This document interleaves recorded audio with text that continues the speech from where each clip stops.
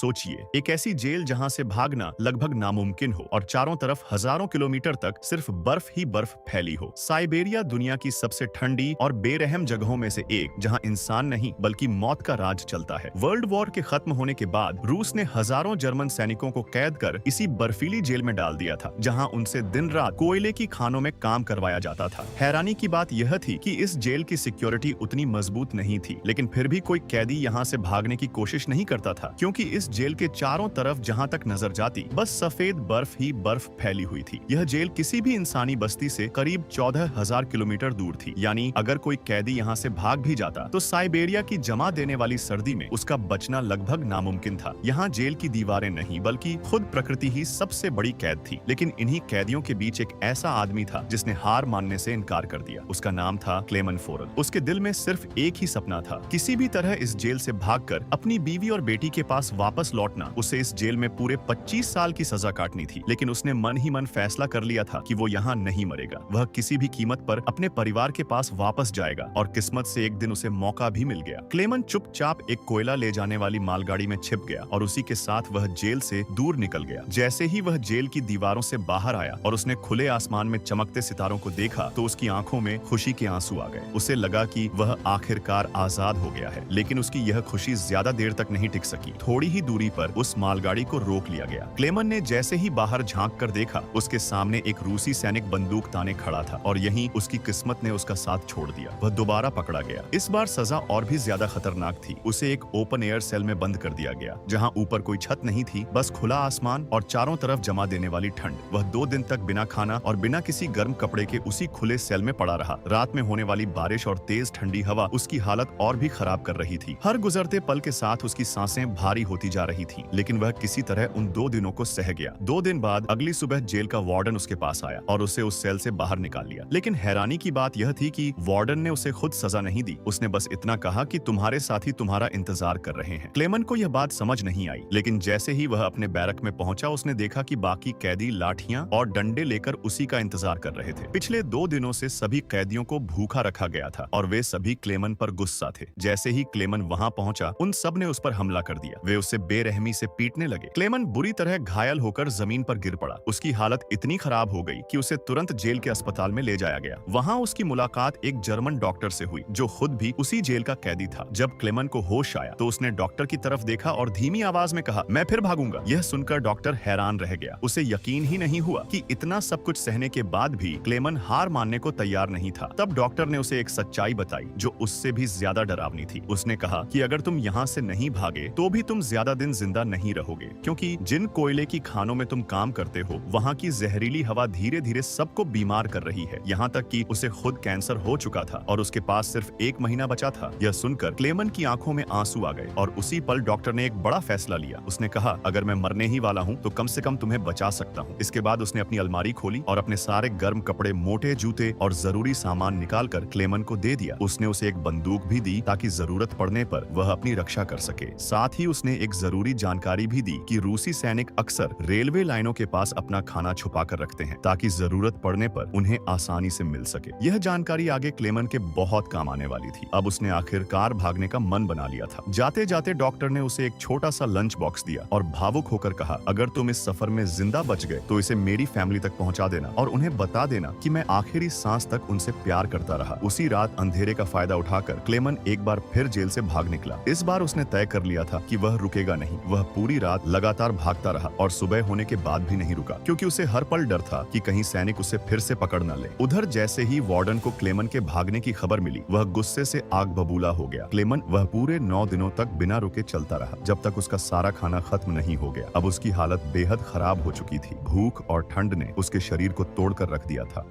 आखिरकार कमजोरी के कारण वह बर्फ पर गिर पड़ा और बेहोश हो गया। कुछ समय बाद जब उसे होश आया तो उसने अपने आसपास से एक हल्की सी आवाज सुनी। उसने ध्यान से देखा तो सामने एक सील बैठी हुई थी। यह देखकर उसकी आंखों में उम्मीद की एक नई किरण जाग उठी, क्योंकि वह जानता था कि अगर वह इस सील का शिकार कर ले तो कई दिनों तक जिंदा रह सकता है। उसने तुरंत अपनी बंदूक निकाली और निशाना साधने की कोशिश की, लेकिन उसके हाथ इतनी बुरी तरह कांप रहे थे कि उसकी पहली गोली चूक गई। गोली की आवाज सुनते ही सील वहां से भागने लगी। कई दिनों बाद क्लेमन को जिंदा रहने का एक मौका मिला था, इसलिए वह इस मौके को किसी भी हालत में खोना नहीं चाहता था। वह अपनी बची हुई ताकत के साथ उस सील के पीछे दौड़ पड़ा। दौड़ते समय अचानक उसके पैरों के नीचे की बर्फ टूट गई और वह सीधे जमा देने वाले पानी में जा गिरा। इस हादसे में उसके पैर में चोट भी लग गई, लेकिन उसने हार नहीं मानी। वह किसी तरह बाहर निकला और फिर से उस सील के पीछे भागने लगा। अब उसके पास सिर्फ एक आखिरी गोली बची थी। उसने गहरी सांस ली और इस बार पूरी सावधानी से निशाना लगाया और ट्रिगर दबा दिया। किस्मत से इस बार उसकी गोली सील को लग गई। यह देखकर क्लेमन के चेहरे पर कई दिनों बाद सुकून नजर आया। उसने तुरंत आग जलाई और उस सील के मांस को पकाकर पेट भरकर खाया। कई दिनों की भूख के बाद उसे पहली बार राहत मिली। थोड़ा आराम करने के बाद उसने अपना सफर फिर से शुरू कर दिया। अब उसके सामने एक और लंबी परीक्षा थी। अगले पूरे 2 महीनों तक वह बिल्कुल अकेला चलता रहा। चारों तरफ जहां तक नजर जाती सिर्फ सफेद बर्फ ही दिखाई देती थी। न कोई इंसान, न कोई जानवर, न कोई आवाज, सिर्फ सन्नाटा। ऐसा माहौल किसी भी इंसान को पागल कर सकता था, लेकिन क्लेमन ने हार नहीं मानी। वह खुद से बातें करता रहता, खुद को हिम्मत देता रहता। वह बार बार खुद से कहता, चलता रहो, मत रुको, तुम्हारी बीवी और बेटी तुम्हारा इंतजार कर रही हैं। तुम्हें हर हाल में जिंदा रहना है। इसी तरह दिन गुजरते गए और देखते ही देखते पूरे 2 महीने बीत गए। लगातार 2 महीने तक इस बर्फीले नरक से गुजरने के बाद अचानक क्लेमन को दूर एक छोटा सा हरा धब्बा दिखाई दिया। पहले तो उसे अपनी आंखों पर यकीन नहीं हुआ, लेकिन जैसे जैसे वह उसके करीब पहुंचा, उसकी आंखों से आंसू बहने लगे। वह एक पेड़ था,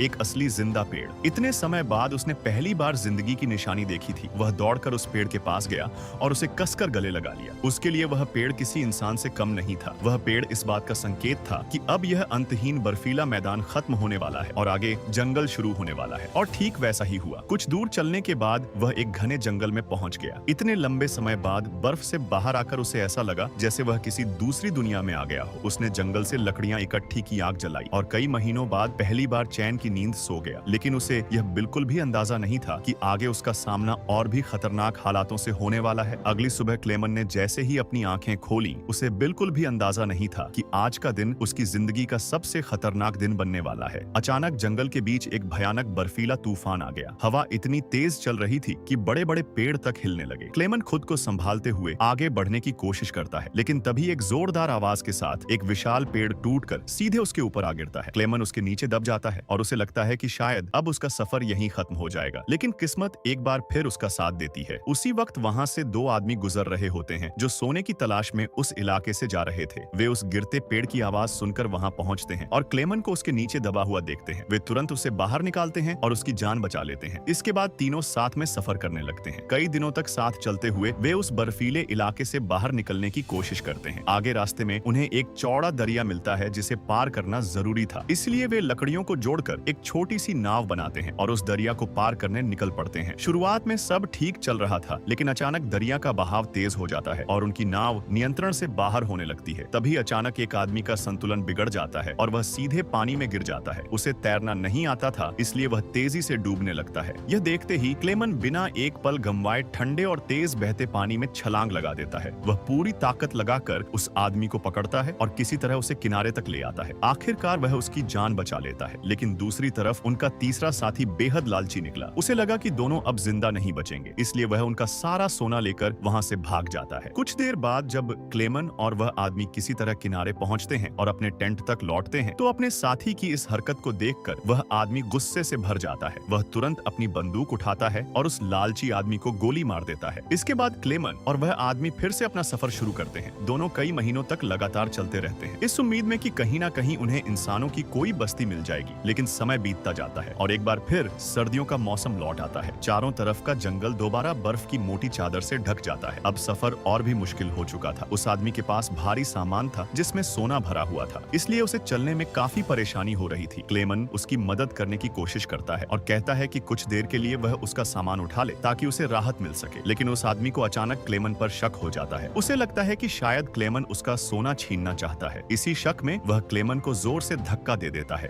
क्लेमन पीछे गिरता है और उसका सिर एक पत्थर से टकरा जाता है और वह बेहोश हो जाता है। कुछ समय बाद जब क्लेमन को होश आता है तो वह खुद को एक बेहद खतरनाक स्थिति में पाता है। उसके चारों तरफ भेड़ियों का एक झुंड उसे घेर चुका होता है। उनकी आंखें अंधेरे में चमक रही होती हैं और वे धीरे धीरे उसकी तरफ बढ़ रहे होते हैं। अपनी जान बचाने के लिए क्लेमन जल्दी से पास के एक पेड़ पर चढ़ने की कोशिश करता है, लेकिन जैसे ही वह ऊपर चढ़ रहा होता है, एक भेड़िया छलांग लगाकर उसका पैर पकड़ लेता है। उसी वक्त वह पेड़ जो पहले से कमजोर था अचानक टूट जाता है है और क्लेमन नीचे जमीन पर गिर पड़ता है। अब उसे लगने लगता है कि शायद यही उसका अंत है। वह अपनी आंखें बंद कर लेता है, लेकिन तभी अचानक गोलियों की आवाज गूंजती है। क्लेमन धीरे धीरे अपनी आंखें खोलता है और देखता है कि कुछ भेड़िए मरे पड़े हैं और बाकी भाग चुके हैं। दरअसल पास के गांव के कुछ शिकारी वहां पहुंच गए थे और उन्होंने ही उसकी जान बचाई थी। वे क्लेमन को अपने गांव ले जाते हैं, जहां गांव वाले उसका इलाज करते हैं। इतने सालों तक अकेले संघर्ष करने के बाद आखिरकार क्लेमन इंसानों के बीच पहुंच चुका था। गांव वाले उसके साथ बहुत अच्छा व्यवहार करते हैं, उसे खाना देते हैं, रहने की जगह देते हैं। लेकिन यह सुकून ज्यादा देर तक नहीं टिकता। एक दिन गांव में एक चिट्ठी आती है जो उसी जेल के वार्डन की होती है। उसमें लिखा होता है कि एक जर्मन कैदी जेल से भाग चुका है और अगर किसी ने उसे शरण दी तो उसे देशद्रोही माना जाएगा। यह पढ़कर क्लेमन समझ जाता है कि अब यहाँ रुकना गांव वालों के लिए खतरा बन सकता है, इसलिए वह बिना किसी को परेशानी में डाले वहाँ से जाने का फैसला करता है। जाने से पहले गांव वाले उसकी मदद के लिए उसे खाने का सामान और एक शिकारी कुत्ता देते हैं। अब इस लंबे सफर में क्लेमन अकेला नहीं था, वह कुत्ता उसका साथी बन गया था। दोनों कई दिनों तक साथ चलते रहते हैं। एक दिन रास्ते में उन्हें एक लकड़ी की फैक्ट्री दिखाई देती है। कुत्ता खाने की तलाश में उसकी तरफ भागता है और क्लेमन भी उसके पीछे पीछे वहां पहुंच जाता है। फैक्ट्री के अंदर काम कर रहे लोग उसे देख लेते हैं और उसे मालिक के पास ले जाते हैं। क्लेमन उन्हें अपनी पूरी कहानी बताता है। उसकी हालत देखकर उन्हें उस पर तरस आ जाता है। वे उसे खाना खिलाते हैं और जर्मनी जाने वाली एक ट्रेन में बैठा देते हैं। क्लेमन को लगता है कि अब वह जल्द ही अपने घर पहुंच जाएगा, लेकिन उसे यह नहीं पता था कि फैक्ट्री के मालिक ने उसकी खबर वार्डन तक पहुंचा दी है। उधर वार्डन अपने सैनिकों के साथ स्टेशन पर उसका इंतजार कर रहा था, लेकिन स्टेशन पहुंचने से पहले ही क्लेमन दूर से सैनिकों को देख लेता है और मौका मिलते ही चलती ट्रेन से कूदकर भाग जाता है। लेकिन सैनिक उसे देख लेते हैं और उसके पीछे दौड़ पड़ते हैं। क्लेमन तेजी से भागता है, तभी अचानक वार्डन उसके सामने आ खड़ा होता है। यह देखकर क्लेमन को लगता है कि अब सब खत्म हो गया है, लेकिन उसी पल उसका वफादार कुत्ता वार्डन पर झपट पड़ता है और उसे काट लेता है। इस मौके का फायदा उठाकर क्लेमन वहां से भाग निकलता है। तभी पीछे से गोली चलने की आवाज आती है। क्लेमन जब पीछे मुड़कर देखता है तो उसका कुत्ता जमीन पर पड़ा होता है, उसे गोली मार दी गई होती है। यह देखकर उसका दिल टूट जाता है, लेकिन वह रुकता नहीं, वह पूरी ताकत से आगे बढ़ता रहता है। आखिरकार वह एक पुल पर पहुंचता है और नीचे से गुजर रही ट्रेन के ऊपर छलांग लगा देता है और इस तरह वह एक बार फिर वार्डन के हाथों से बच निकलता है। समय बीतता जाता है और देखते ही देखते 7 साल गुजर जाते हैं। अब क्लेमन एक छोटे से गांव के मेले में खड़ा होता है। उसके पास पैसे नहीं होते और वह भूखा होता है। तभी एक लड़की उसे पैनकेक का एक टुकड़ा देती है। यह छोटा सा एहसान उसके लिए बहुत बड़ा बन जाता है। उसी मेले में मौजूद एक आदमी यह सब देखता है, जो खुद भी कभी कैदी रह चुका होता है। वह क्लेमन की मदद करने का फैसला करता है। वह उसे अपने घर ले जाता है, जहां कई सालों बाद क्लेमन खुद को आईने में पहचान भी नहीं पाता। इसके बाद वह आदमी उसे एक नया पासपोर्ट देता है ताकि वह जर्मनी जा सके। क्लेमन उसका धन्यवाद करता है और बॉर्डर की तरफ निकल पड़ता है। कुछ हफ्तों बाद वह आखिरकार रूस और जर्मनी की सीमा पर पहुंच जाता है। वह कांपते हाथों से अपना पासपोर्ट गार्ड को देता है। उसका दिल जोर जोर से धड़क रहा होता है, लेकिन गार्ड बिना शक किए उसे जाने देता है। अब क्लेमन उस पुल पर होता है जिसे पार करते ही वह अपने देश पहुंच जाएगा। वह धीरे धीरे आगे बढ़ता है, लेकिन तभी अचानक तेज रोशनी उसकी आंखों पर पड़ती है और जब वह देखता है तो सामने वार्डन खड़ा होता है। क्लेमन नीचे देखता है और समझ जाता है कि वह अभी भी रूस की जमीन पर है, यानी वार्डन चाहे तो उसे गिरफ्तार कर सकता है। उसे लगता है कि अब सब खत्म हो गया है, लेकिन तभी कुछ ऐसा होता है जिसकी उसने कभी कल्पना भी नहीं की थी। वार्डन धीरे से एक तरफ हट जाता है और उसे जाने का रास्ता दे देता है। वह कहता है, यह लड़ाई 2 सैनिकों के बीच थी और तुम जीत गए, अब जाओ अपनी जिंदगी जी लो। क्लेमन की आंखों से आंसू बहने लगते हैं। वह धीरे धीरे आगे बढ़ता है और आखिरकार जर्मनी की सीमा पार कर लेता है। 7 साल के लंबे संघर्ष के बाद वह अपने घर पहुंचता है, जहां उसकी पत्नी और उसकी बेटी उसका इंतजार कर रही होती हैं। उसकी बेटी अब बड़ी हो चुकी होती है। वह दूर खड़ा होकर उन्हें देखता है और जब उसकी बेटी उसे पहचानती है तो दौड़कर उससे लिपट जाती है। इतने सालों बाद वह अपने परिवार से मिल चुका होता है। यह कहानी हमें सिखाती है कि अगर इंसान हार न माने तो वह सबसे मुश्किल हालातों में भी जीत हासिल कर सकता है।